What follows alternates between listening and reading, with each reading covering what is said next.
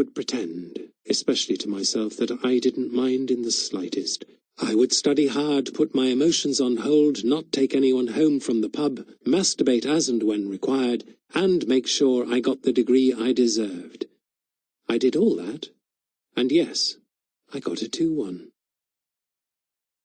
I stayed on for a few weeks after finishing my exams, fell in with a different group, drank systematically, smoked a bit of dope, and thought about very little, apart from imagining what Veronica might have said to Adrian about me. He took my virginity and then immediately dumped me. So really the whole thing felt like rape, do you see? I imagined her buttering him up. I'd witnessed the start of that, and flattering him, playing on his expectations. As I said, Adrian was not a worldly person, for all his academic success. Hence the priggish tone of his letter, which for a while I used to reread with self-pitying frequency. When at last I replied to it properly, I didn't use any of that silly epistle language. As far as I remember, I told him pretty much what I thought of their joint moral scruples.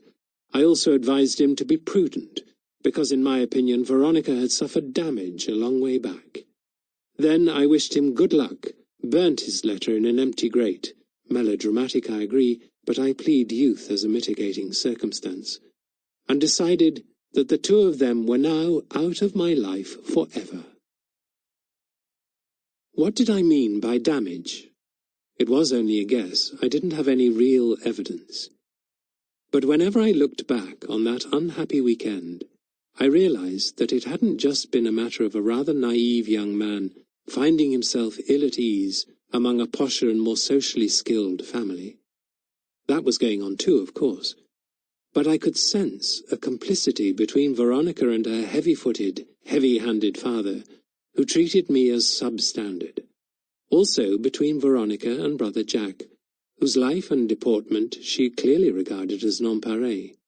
He was the appointed judge when she asked publicly of me, and the question gets more condescending with each repetition. He'll do, won't he? On the other hand, I saw no complicity at all with her mother, who doubtless recognized her for what she was. How did Mrs. Ford have the initial chance to warn me against her daughter? Because that morning, the first morning after my arrival, Veronica had told everyone I wanted a lie-in, and gone off with her father and brother. No such exchange between us justified that invention. I never had lie-ins. I don't even have them now. When I wrote to Adrian, I wasn't at all clear myself what I meant by damage, and most of a lifetime later, I am only slightly clearer. My mother-in-law, who happily is not part of this story, didn't think much of me, but was at least candid about it, as she was about most things. She once observed, when there was yet another case of child abuse filling the papers and television news reports, "I reckon we were all abused."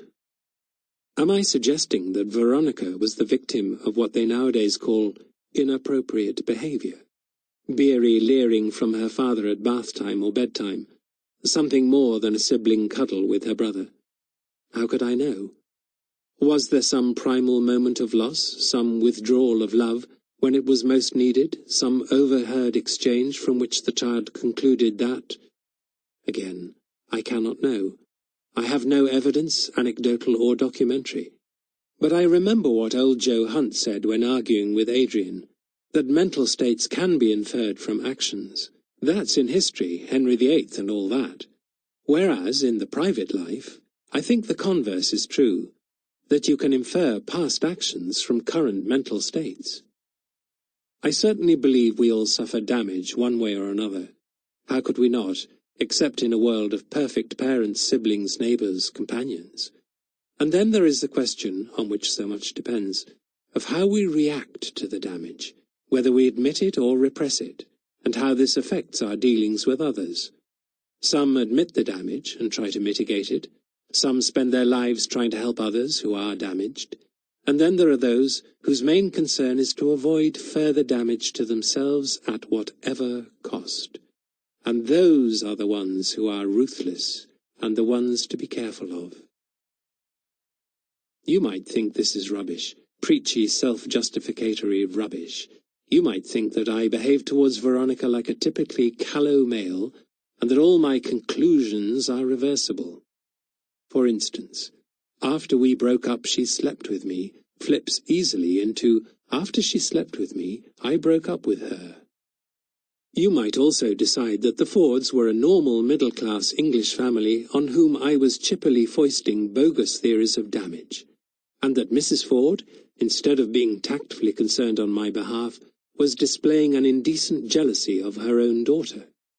You might even ask me to apply my theory to myself, and explain what damage I had suffered a long way back and what its consequences might be. For instance, how it might affect my reliability and truthfulness. I'm not sure I could answer this, to be honest.